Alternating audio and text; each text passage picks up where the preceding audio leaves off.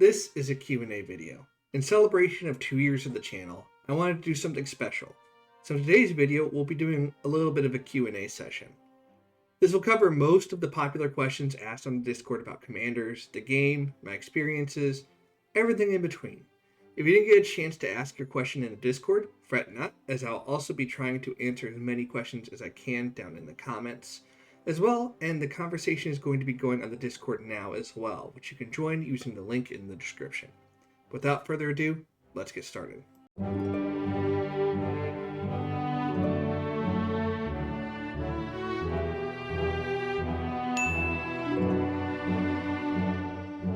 So our first question is from Skycrow on Discord. He asks, what was the gameplay experience that made me like Rise of Kingdoms and decide to create content about it?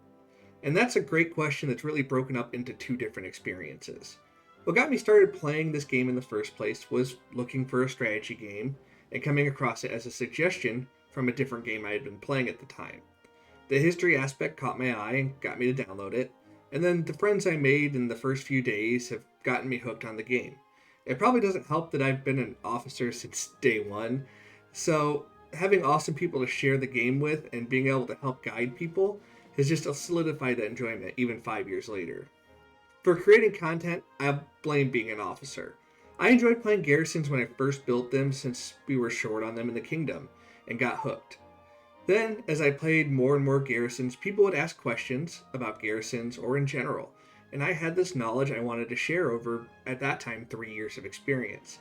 Even if it wasn't every single piece of information under the sun, if it was something I could do to help the people of 2057 or from any other kingdom, to make it a little bit easier and a little bit less of a scary world to build in, I wanted to do that. Then a few of my close friends started suggesting I make videos to share that information, and then nearly 600 videos later, here we are. That's the essence to it, I guess. I just kind of like making content that simplifies or helps guide players, especially for garrisons since they can seem so intimidating, but they're so crucial for a kingdom's success. And being able to help provide that guidance is just rewarding for me. Next, we have 2057's own Fez, who wanted to submit a special 5-part question on Discord. So we'll get to each of these part by part. First, Fez asked what the biggest mistake new players make tend to be.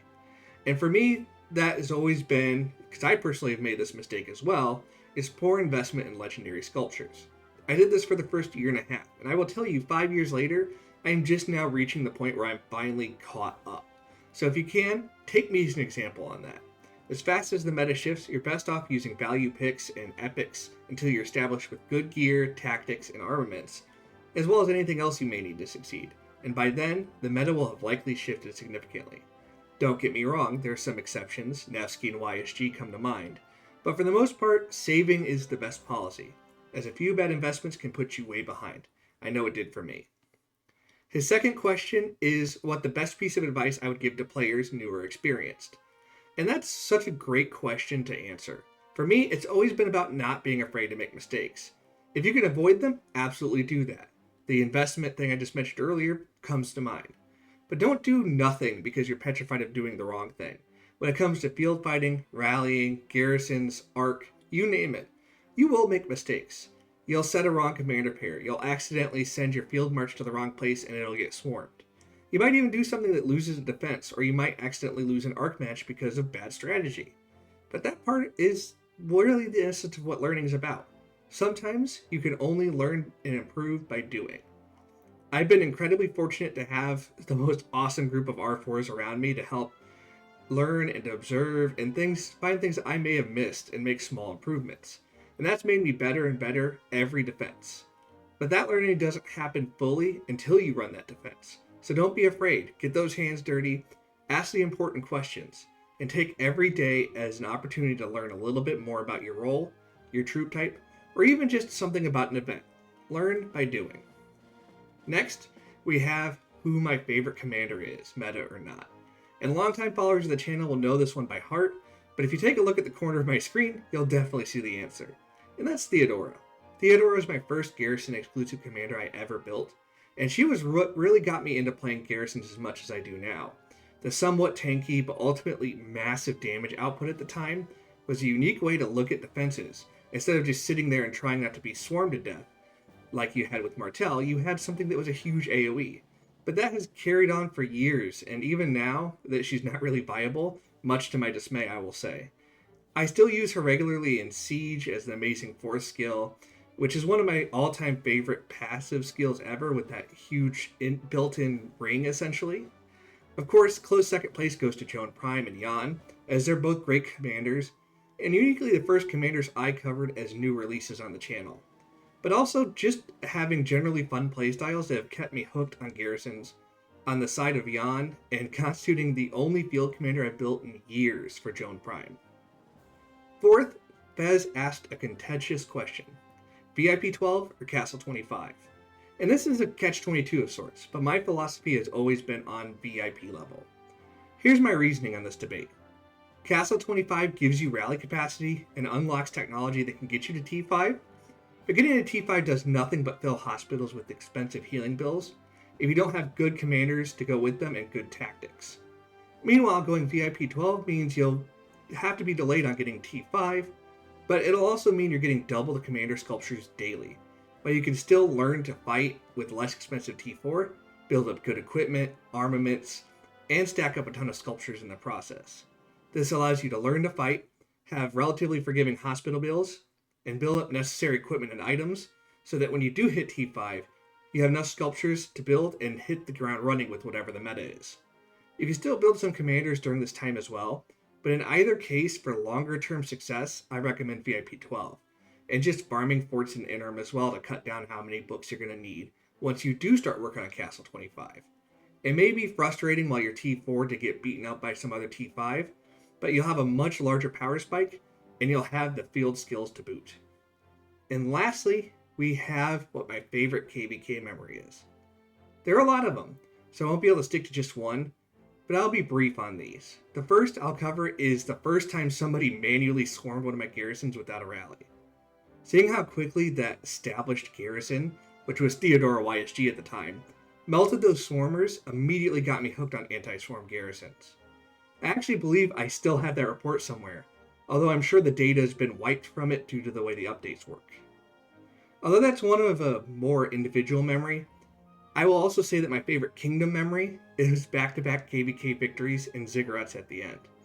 Both these victories were very hard fought, and right at the start of the channel, so hearing from players who said that these early videos made a difference in their fighting style and helped them play just a little bit better was a great feeling. But most of all, being able to share that with the awesome officer corps that I've been playing alongside for such a long time, some of them who have played with me for a hefty majority of the 5 years. And just the little details, certain players always managing to get swarmed, other players chronically short on troops and unable to stay above 70 million power, Crowny, Rabbit, Almoy, and countless other names, yes, even you, Fez, putting up with my shenanigans at every turn. They'll always be the things that stick with me the longest. Honorable mention too for having my first KvK with a subscriber who recognized me, which was Tech, who's in the Discord now, who's a server regular and just so cool to see someone else in another kingdom that had been guided by my content. Although don't let him fool you, he's perfectly sharp on his own and a great fighter. Next, we have Argi on the Discord, who asks outside of the Q&A, but I wanted to feature it here because it's such a great question in terms of technicality. And that was, how do you rank the scale of impact between armaments, commanders, gear, and crystal tech?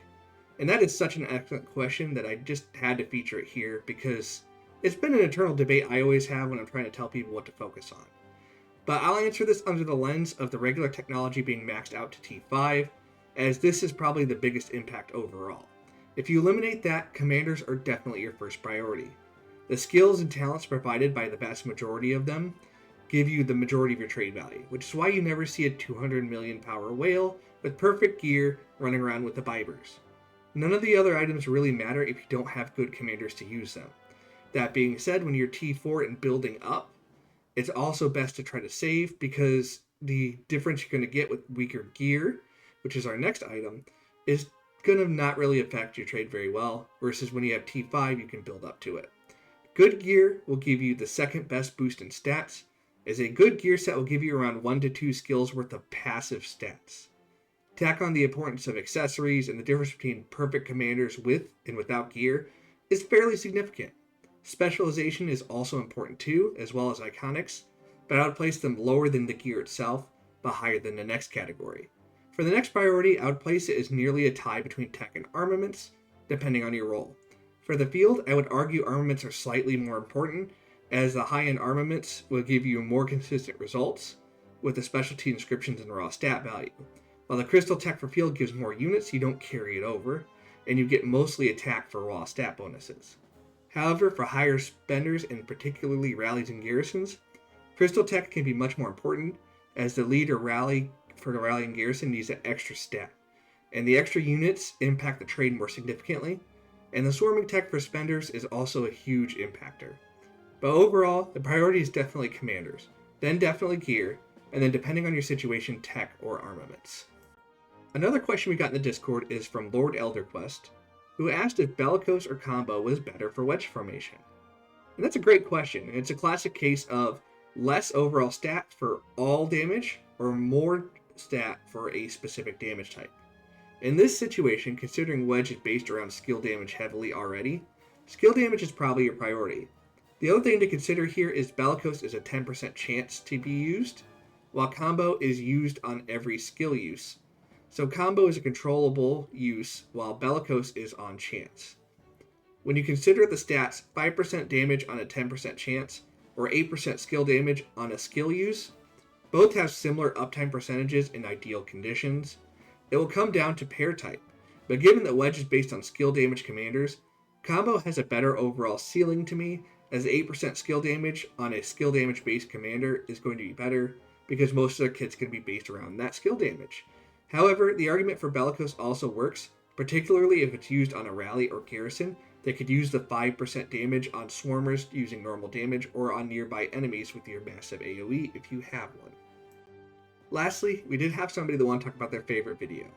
This was from Skycrow on the Discord as well, who mentioned that his favorite video was the gem spending guide, as it was informative and it's the first video he watched that got him to notice this channel.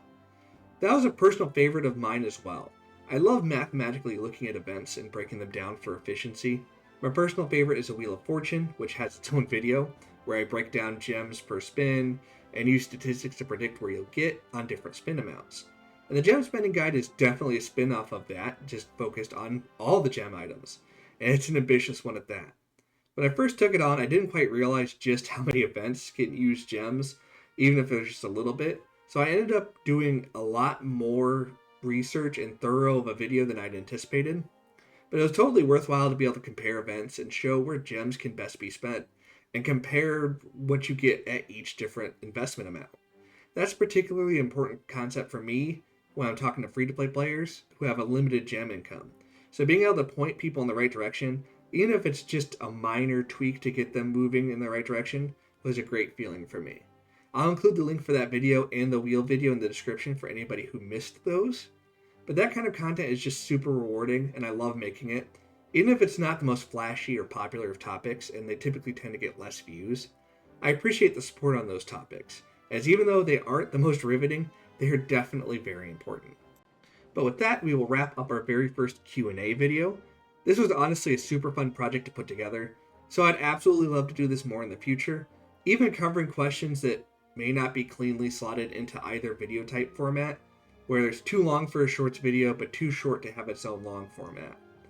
I will continue to answer Q&A questions in the Discord, but you can also write them down below in the comments section, and I will do my best to answer them as quickly as possible. And who knows, they may be part of the next Q&A video, if that's what you would all like to see. But as always, good luck, fight well, and I will see you on the battlefield.